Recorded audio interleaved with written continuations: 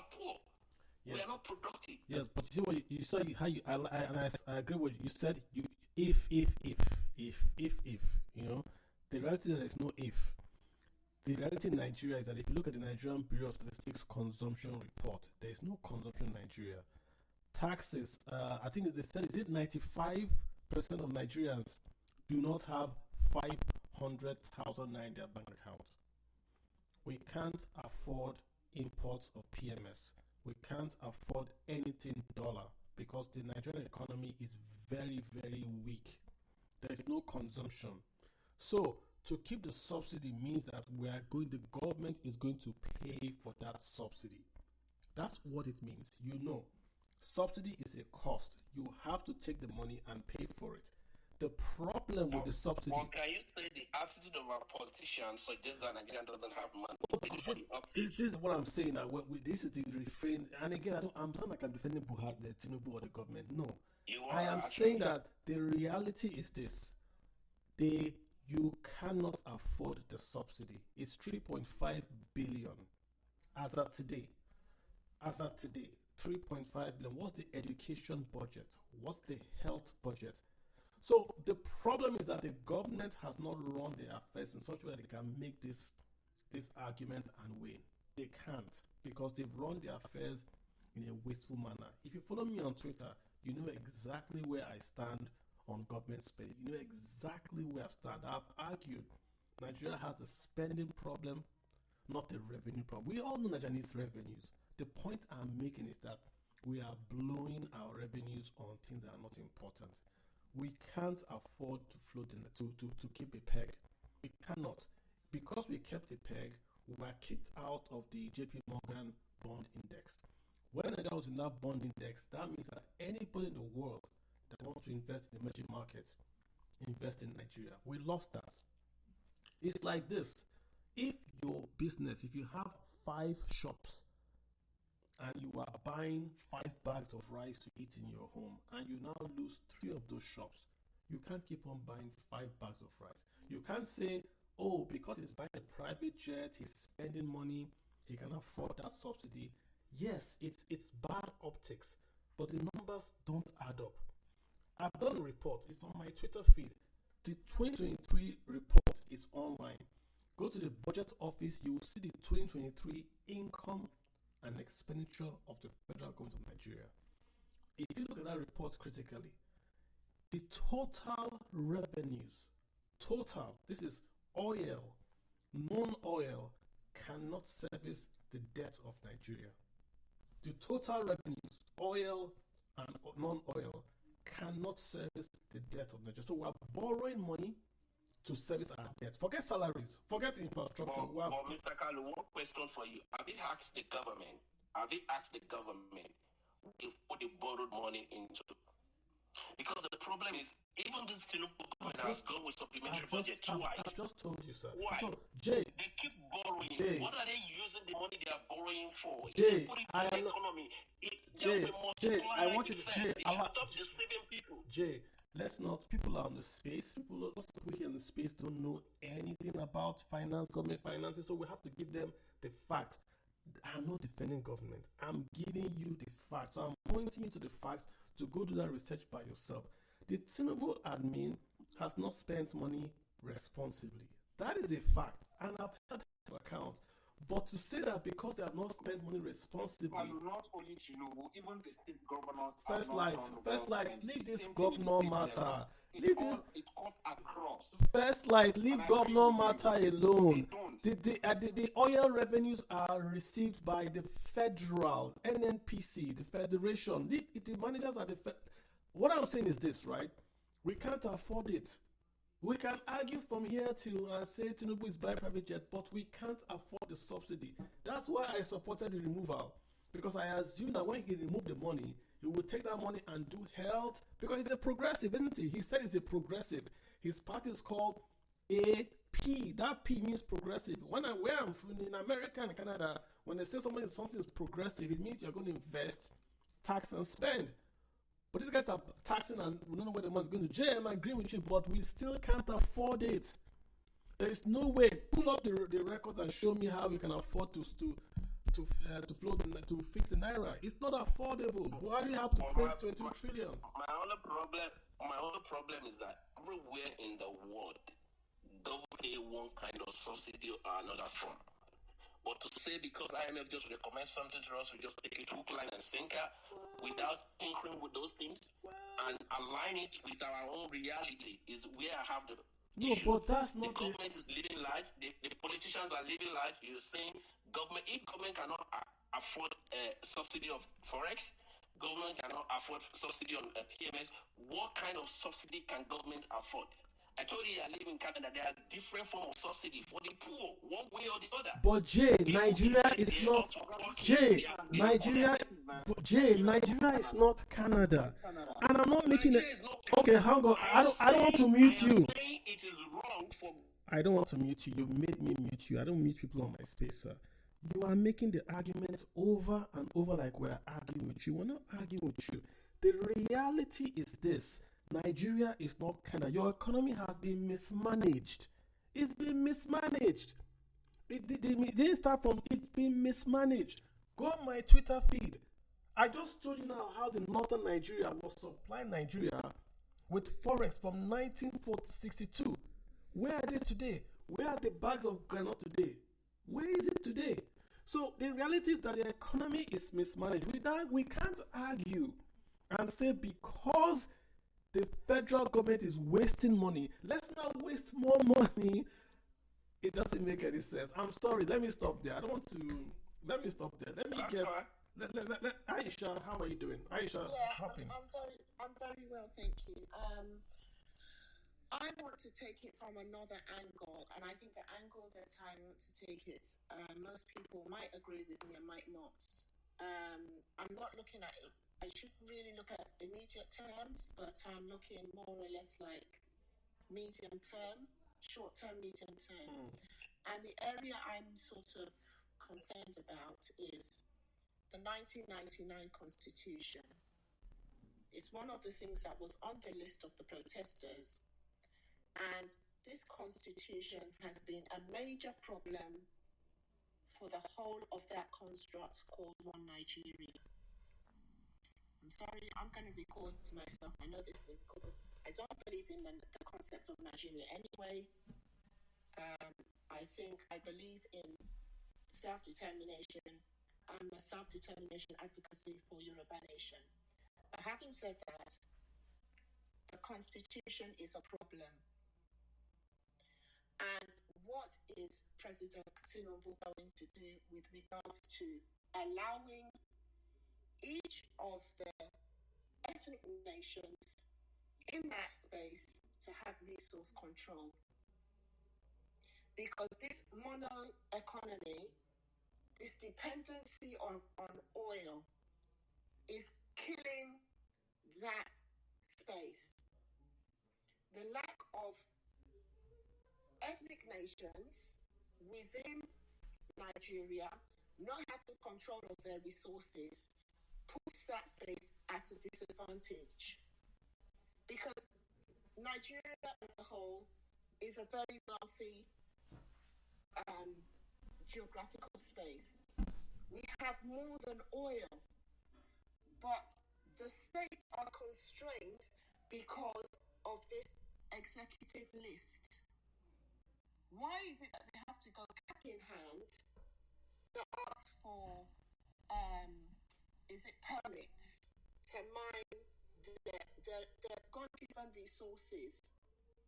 Why not free up and then remove this dependency on one resource when there are so many resources in the land? It's a wonder that there's mismanagement. Then there's the 1999 Constitution, which is holding a lot of ethnic minorities within that space back from developing at their own pace. Might be a mono economy. There's so many minerals in the ground that could develop that space and allow each region to develop at its own pace. But it's just this dependency on one source It's no wonder that the place is broke. Another area I want to touch on is the security. It's no wonder that there's hunger in the land when the cows are roaming all over the place and eating up all the food. We have had problems in the southwest region where we've had Fulanis coming into the southwest region and eating up all the crops. I have lots of evidence. Are we here to discuss Yoruba Nation or let's discuss the economy? Let her speak. Please, Let her speak. Let her speak. Let us discuss the system. Let me speak. Let her speak. Let me speak, please. Let her speak. Because I'm sure that there are a lot of people, you might not agree with what I'm saying, but there are a lot of people on here that would agree with what I'm saying. And there are a lot of angry people that are on another space that are fuming. And that constitution is on the list. Aisha, you can speak. Aisha, you can speak. I'm just begging you. Just not beg, I take beg you. Because of my space, I beg. Just the tribal things. I'm just looking at the You can't change constitution the tribal in thing. 10 days. First light, hold on. First light, allow her to speak. She has the floor. First light, she's got the floor. I said it's an option. I didn't say it's an immediate thing. Aisha, go ahead. Aisha, go ahead. I said His Excellency President Mohammed Tinubu needs to look and revisit that constitution. It's not the first time that constitution, the topic of that constitution has been has been raised. It is a major problem. I'm not saying that he should change it right away, but it is something that he needs to address. There are a lot of angry people on another space that the people listening is going into 1,000 and they are angry. And that anger needs to be addressed based on the matters that I am bringing up in this space now. And I'm happy that it is being recorded so that if Mr. President wants to listen to what I am saying, he needs to address the matter of that constitution. He also needs to address the matter of security. How is it? Because somebody made a very, very vital point on that space, that they are able to bring out mass security for this protest, but they are not able to secure the farmers in the farms where these cows are eating away the food. I'm not seeing a sense to that. Why isn't Mr. President addressing that matter?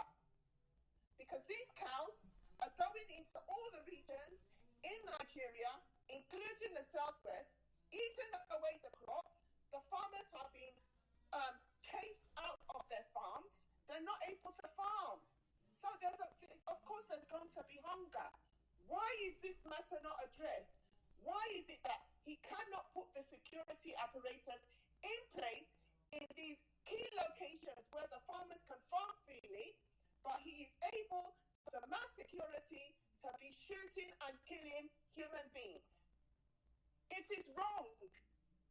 So these are the areas. There are immediate points that I've raised, which is the security for the farmers. That needs to be addressed immediately. He needs to put the security apparatus in all the areas where killings are happening because where people cannot farm because of these herders are robbing their cows and these cows are eating away the food. He needs to address that seriously. And then the matter of the constitution. President Tinubu needs to make way for regional governments so that all the ethnic nations inside Nigeria can maintain their own resources. We should not be a mono economy. Nigeria has thousands of minerals that could be contributing to the economy of that place and could be contributing to each of the regions inside that space. Let them have control of those regions. Remove those mineral resources from the exclusive list. And let everyone have control of their resources to grow their region as comfortably as they like.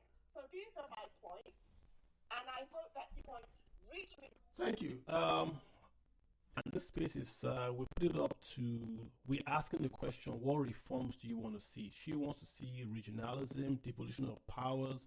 She wants more security in the farm. Yeah, these are basics she's talking about. She might be saying it in a manner that might sound incendiary, but they are basics. She's asking for security for farmers. She's asking that if you want to mine gold in a state, the state should give you a mining license. She's asking for that. This is Nigeria in 1970. So it's not. No, I'm saying that those things should be those mining lists should be cancelled. Yeah, I'm agreeing with you. You're saying that. Of their resources. Yeah, you still need someone to give you a mining lease, whether it's the local government or the state government, even if it's the regional government, the government rights to election. Who are going to be the people running the state? The same state governors who cannot allow local government to free. The regional state. Yeah, but the point is that that's what she wants, right? And that's what the space is asking. I understand that. It's an economic. Which people will run that? That's the second matter. It's an economic issue she has brought up that goes. I mean, even if you look at it critically, right? The very essence of Nigeria is the way we are sharing mineral rights. People forget that as of 1970, if you exported crude oil, you retained, I think my calculation about 6-7% of the total revenues. When Lagos State, if you export goods through the ports of Lagos, you paid excise duties to Lagos, not the federal government, to Lagos State. Then Lagos State remitted to the federal government. 1970, not that far away. So this whole idea of a central FAC, where a state like Taraba will collect VAT and share it, doesn't make any sense. You can't have consumption tax that is shared. But Kay, you forgot that was it last year or 2 years ago when the state governors took the federal government to court? You saw that some states say they are not interested. It doesn't. I don't care what the states say they are interested in. I'm saying my own. I don't care what the states say. I understand. I'm just saying that as at 1970, this is how Nigeria was run. If you pull up the GDP of Nigeria from 1960 to this year, look at the areas where we had the fastest growth. You see what was happening. Again, go back to 1962 budget. I'm about to reduce it again. The Nigeria was generating the FX that Nigeria was using. North Nigeria generated 40 million pounds. That was about 24% of the Nigeria's forex. Today, they are doing zero because they left groundnut and chased crude oil. Now they have zero. But if they had remained as a region, i.e. fiscal federalism, if they had fiscal federalism, then you would argue that perhaps the north of Nigeria would have still been generating enough forex to have developed the north. There would have been crude oil, yes, but if they had retained that cotton, granules that they were doing in 1962, then by now the north would have been like Saudi Arabia in terms of infrastructure. It won't be like Yemen, it would be like Saudi Arabia. That's the point. So I think her comments might be, but it's economics. It goes to the very, very core of Nigeria. Let's get Tobe Chukwu in here. After Tobe Chukwu, we'll get Kazim. Tobe, you've got the floor. Go ahead. Yeah, thank you so much, sir. Very wonderful space. So let me just go straight to the point. In my opinion, I believe that a short-term, reasonable short-term target for the current administration is to subsidize agriculture. I've heard it so many people have said it. Singapore, when we compare Nigeria, with countries, you can comfortably compare with some of these Asian countries because even Nigeria started well before many of them. Singapore is an example. As at 2023, just yesterday, they announced that they were subsidizing about 5 million hawker meals for 12 months. These are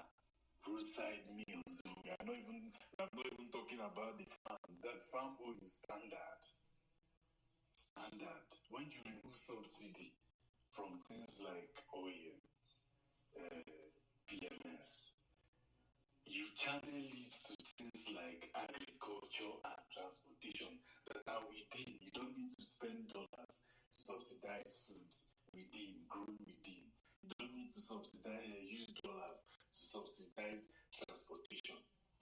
And when these things are in place, it can cushion the effect of all these policies like the subsidy removal of PMS and even the one on electricity tariff and even the floating of the naira. The second thing that I wanted to point out was the issue of what's it called? Issue of constitution. I respect everybody's opinion, but someone said the constitution cannot be changed in 10 days. What is the constitution? Let's say, for example, now that the Electoral Act is amended and passed, and it passed first reading, second reading, and is amended into the law. It becomes part of the constitution. These things can be done in as little as 1 week. If they want to do We it. saw how the new national anthem was passed so speedily. We have been clamoring for Electoral Act for the transmission of votes since 2020 in the past administration. Correct me if I'm wrong. The third thing I wanted to bring up, which was very important, I lost my train of thought. I'm trying to pick it back up. It has to do with the economy. It has to do with the economy and the current plight of Nigerians. But let me rest my case for now until it was very important. It just escaped my memory. But the thing I wanted to, the first thing was the subsidizing of what is happening in subsidy of agricultural products, even down to basic meals of Nigerians. If a country like Singapore can subsidize hawker meals, what is stopping the Nigerian government? Yeah, well said. So, well said. I agree with you that if we can be in 1 week or we can pass anything we want to pass. If we agree today that we can pass a bill, it can pass. So that's not Hello. First light. You can't. You can't. Yeah, if it has to do with constitution, you can't pass it in 1 week because it has to go to the 2/3 of the state. Are they not in Nigeria? Are they in Togo? Where the 2/3? Are these 2/3 states not in this country? Why he said 1 week? National Assembly thing, they are two different things. If they call the meeting, if they say, if Tinubu comes today and we agree as Nigerians that want to pass change constitution in 1 day, they will pass the bill in the morning. It will go to the state in the afternoon. Come back in the evening, he will sign it in the evening. I'm saying that the point I'm saying is that it's what you want to do. It's not. I'm not saying it's going to happen that way, but it's whatever you say you want to do. I mean, it's not. They're not going to the moon now.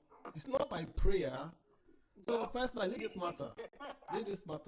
You will see when the other states will tell you, the one state will tell you that we are not interested. It happened in Wari. A US diplomat came to Nigeria. No, listen. I just wanted to ask first light because I don't think it's correct though. Which state assembly has authority over the National Assembly? I don't think you're correct though. I don't think you're correct. When you want to pass a bill, when the National Assembly when it comes to constitutional amendment, 2/3 of the states in Nigeria must also assent to that law. 2/3 of the But come a second. I mean, 24 states. In the National Assembly.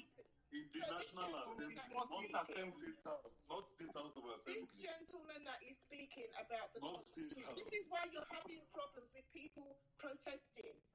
Because you're making out as if those people that are passing those laws are the be-all and end-all. You have a lot of angry citizenry. Aisha is not the House of Commons. The way when you when you're changing constitution, you send it to state assembly. When it's approved in the Senate, No. Don't send it to state assembly. You don't send it to state assembly. They are not the people. So what is the state? So what happens when you amend constitution? How does it work? Let me explain to you, Mr. First Light. To sit down and be God over these people. They were voted into power to serve. They are the servants. The people. Nobody disputes that. Nobody disputes that. Nobody disputes that, Aisha. You cannot. Nobody disputes that. And make it. I'm just telling you how it works. This is how the constitution works. When you are amending constitution, it goes to the state assembly. Okay. I let you guys have your. Okay, I let you guys. So I mean, the point. I think to be clear, I think if you pass a constitutional amendment, it has to go to 2/3 of the states to amend to. I think that's the process. Mr. Gallo, when you look at it this way, the states you're talking about, the 2/3 of the states you're talking about, they have representatives in that National Assembly. And when you talk about constitutional amendment in a broad First Light, you've got to let people speak. You've got to let people speak. In that constitution, there are different acts in that constitution. Just like if you look at the entire constitution, there is the electoral act here that is under the Nigerian constitution. If you amend the electoral act today, just like was done in the previous administration, even though they did not add things like electronic voting and the rest of them, if you amend that electoral act, automatically you have amended the Nigerian constitution. I see what you're saying. So what you're saying is that if they amend, for instance, the act FARC is in the constitution. So if they come to there and say, and they pass a bill to say that they're going to make FARC now maybe 40% derivation. If it's voted by 2/3 of the House, Senate, and President side, you saying it's amended. That's what you're saying. I'm not a lawyer. I'm just okay. Correct. Very correct. I'm learning this. I don't know if you know. If send me a DM if it's wrong. I don't know. I don't know. Send me a DM if it's wrong. Kazim. Kalu, please. Kalu. I don't know. First Light. I don't know. If it is it's like saying that the reason every time the electoral Supreme Court throw it out because the constitutional aspect of it is not amended. Constitution is greater than any law in Nigeria. All of us know. Don't worry, somebody will send me DM very soon. If you are amending anything from the Constitution, it has to go to 2/3 of the states for them to assent to it. If you get but do you get the point he's making? The point is making is that of the state representatives in the National Assembly, not the senators and the state assembly, they are not the same. Okay, let's leave it, guys. Guys, let's leave it. An expert will DM us very soon on if we have to go to the states, or if somebody will DM us very soon. I don't know. So let's just move on. If you know if we have to amend the constitution, if it has to go to the states, or if the guys in the states can do it, please DM, help us out. We're laymen. Kazim, you've got the floor. Kazim Ayo Dele Lasisi. Kazim, let's get Patrick Chase. Patrick, what's on your mind? Patrick, what's on your mind? Go ahead. What's happening? Patrick isn't ready. Kazim isn't ready. Jesus, man. You guys. All right, guys, we'll stay there for 3 hours. I think we should have to wind down this baby down, so you guys can let you guys go and go get some rest. Just my windfall, second to last. After windfall, then we take SARS, then we call it a day. So windfall, go ahead. What's up? Village people have come, so we'll have to wind this space down, guys. Hey, it's been my pleasure to host you guys. I can host you. I can hear you. Go ahead, real quick. Yeah, go ahead. I can hear you. Okay, yes. I want to draw back a little. You know why this protest is ongoing is basically because of hunger in the land. Hunger, pure hunger. Yes, it's an acute hunger. Even within my own family, the expenditure has risen on a high note. So there's one thing about I want to point out is if we do not plan, we plan to fail. Which every government will come and say what they have planned and they failed woefully on execution. What I want to, the last speaker has said something about agricultural production, but I want to point out some things. During my own time, a lot of research institute has left the space. I want to bring up FADAMA, which has been in depth on researching and developing farmers at the rural areas during this happened during Jonathan's time towards the ending, and it stopped automatically. What happened? We start having dwindling effects, dwindling productivity on that space. During my own, what they call Fadama guys. When we went into Fadama guys, they brought out loans, they put in people into the farms. But what happens? Due to follow up, they stopped at that point of graduating people, putting them in the farms to follow them up and see results. This has been institutional failures. They feel that, they are doing us a favor doing that. But no, these are backdrop of institutional failures over and over time. This is why I love Kalu when he said FGM. He doesn't put it at a particular president. It's institutional failures over and over and over and over time. Sorry, I'm an agricultural economist. I will tell you what has been happening. People go to farms, yes, but productivity has reduced even while people were trying to go back to their, why people were farming, because lack of inputs, lack of extension services at that point. So we lost at the Ministry of Agri to provide food. Remember, before these Fulani herdsmen were going into the farms or destroying the farms, they were already ringing a bell that our agricultural output was declining because we invested heavily on what we import, eat, and that is it. Now, look at our various banks, the agricultural development banks and the BIO and what have you. What do they have for agriculturists? Of course, right now, even Tinubu said there's nothing in the bank of the agricultural development bank or what they call it, I don't know, the agri banks. It's no longer functioning. So where would the farmers get loans? Because here, Nigeria is peculiar to small farmer holders. We don't have that large-scale farmers right here in the southeast, in the south-south. We don't really have those large-scale farmers. We only depend on smallholder farmers, which comprises 80% on our production output. So when you look at this, it's I don't know how a digression is we are talking one thing and we are doing the other part. So investment in those research institutes, investment putting money where they should be to grow those farmers. So we can't just stop importing when we cannot produce 50%. Look at what happened. The immediately Buhari regime said, no, we are not going to import rice anymore. What happened? The prices went up drastically. So we can't ban, I'm coming from what the former speaker said, we can't ban what we cannot produce 50% as a shock.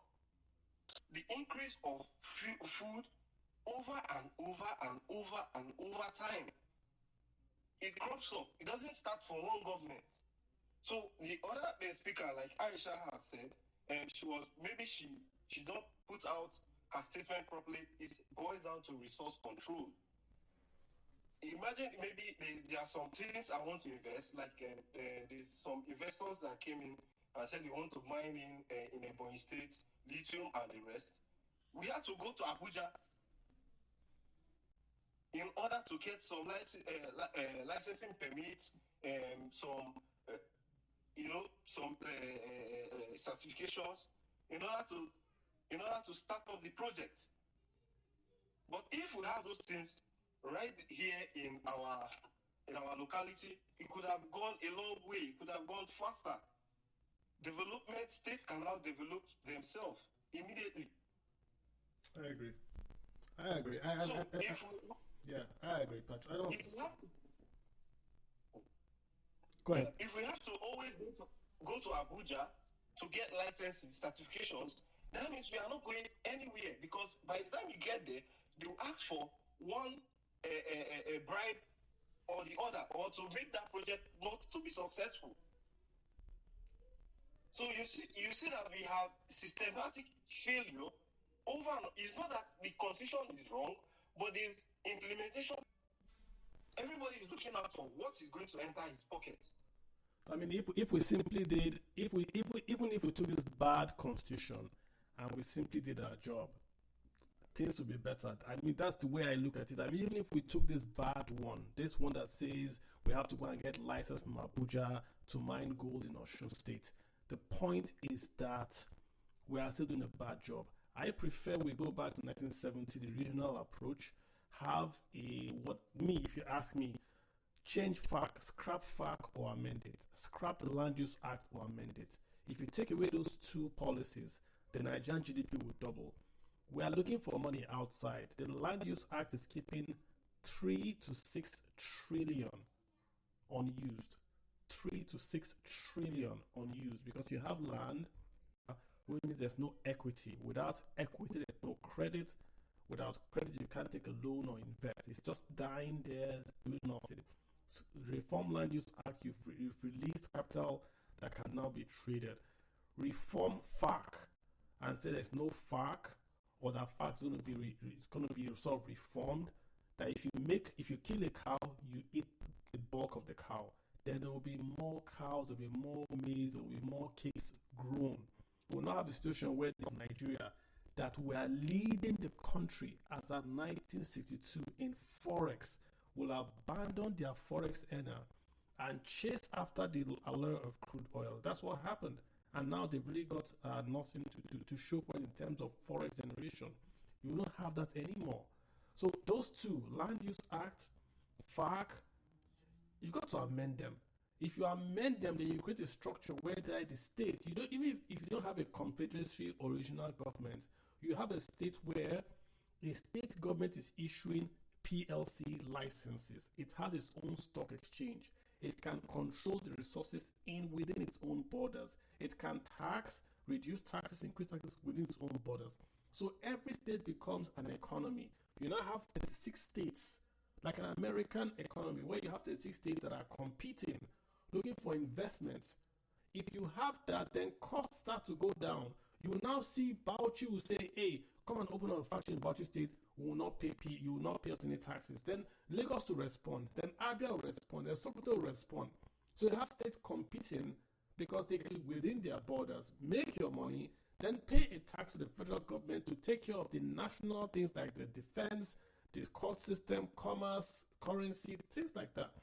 But why should the federal government be issuing state mining licenses? Why should the federal government be determining what companies will pay tax in the state? It doesn't make any sense. Road service, Federal City Corps is issuing licenses. Federal. Why is federal issuing licenses for cars that are driven in the state? It doesn't make any sense.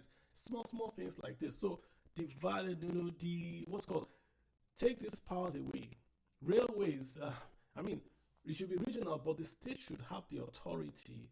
The authority should basically come together and create a regional field that they can build the railway on a regional basis and then connect with other regions, but not the federal who say we control rivers, ports, railways, agriculture, anything below ground is ours. Doesn't make any sense. All right, folks. I thank you guys all for speaking and hanging out with us. On the religion, we spent 3 hours on more hours talking about Nigeria because we love Nigeria, right? We love Nigeria. We want Nigeria to develop. I think the president has spoken. I haven't had anyone today's space say that he's been impressed by what the president has said. I have the list of what the government has said that they have achieved.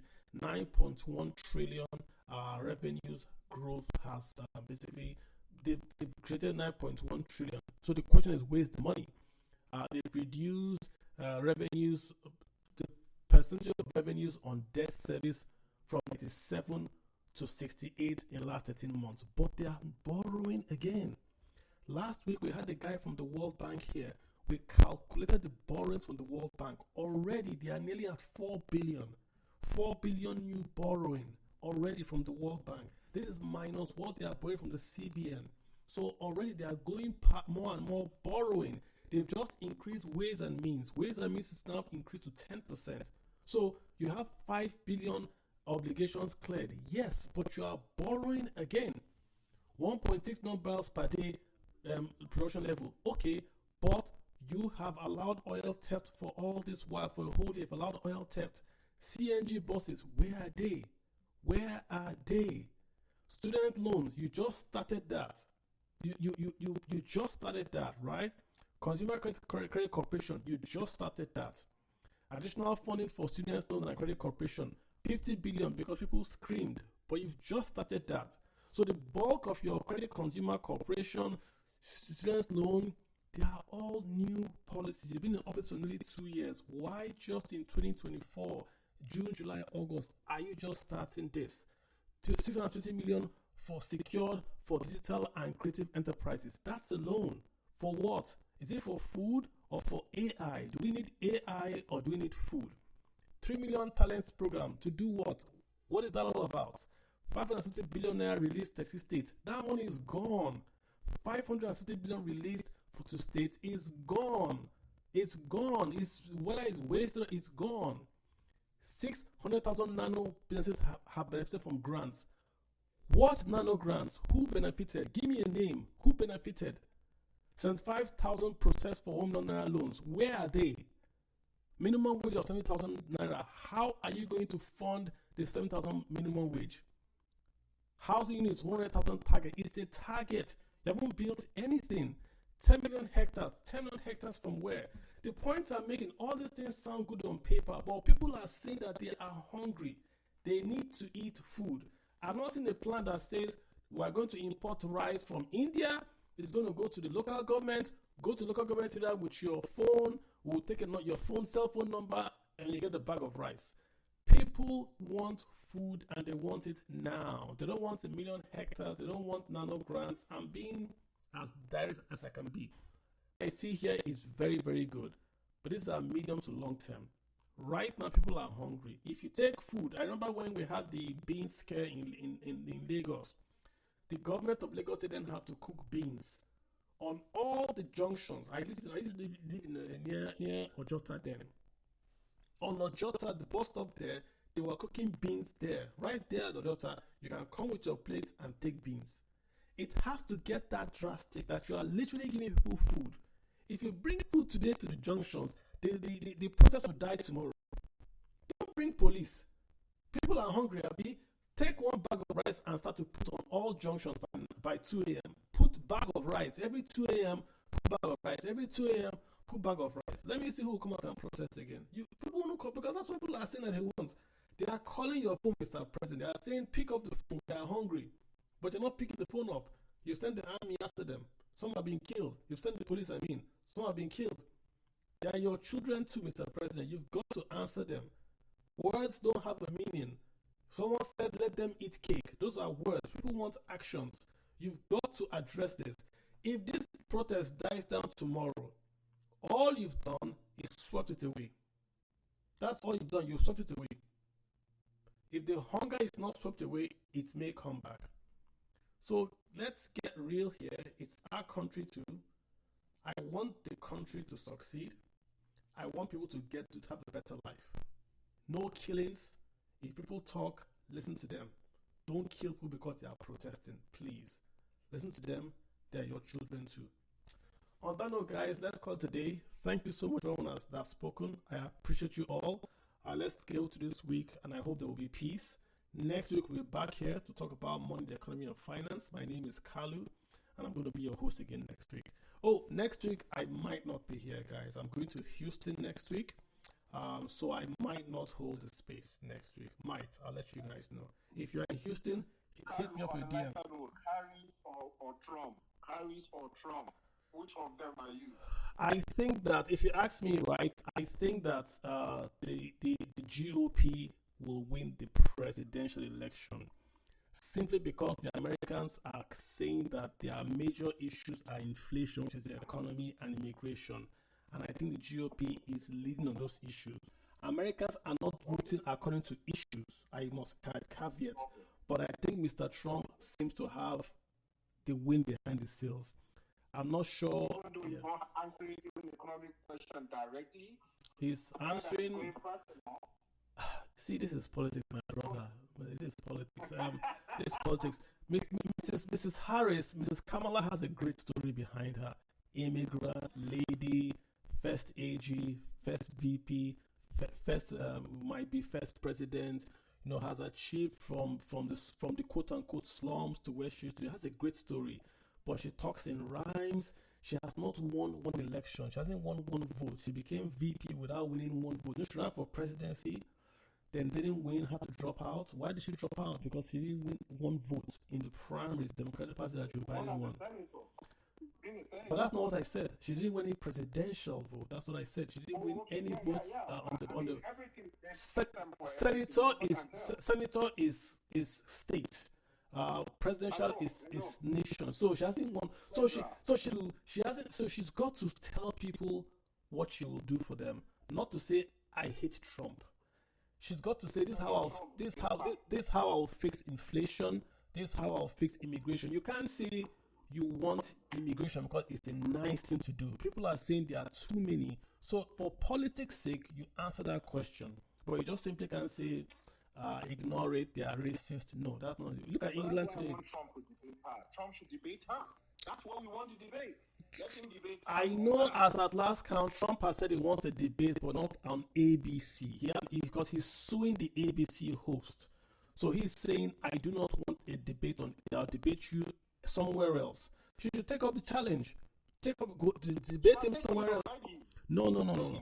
She wants a debate on ABC with no rules as Joe Biden. Trump wants it on Fox with an audience, so they are still not meeting themselves. We gotta go, guys. Thanks, guys. Thanks, everyone. See you guys. You guys have a good one. We'll see you in 2 weeks, right? Yeah, if you're in Houston, send me a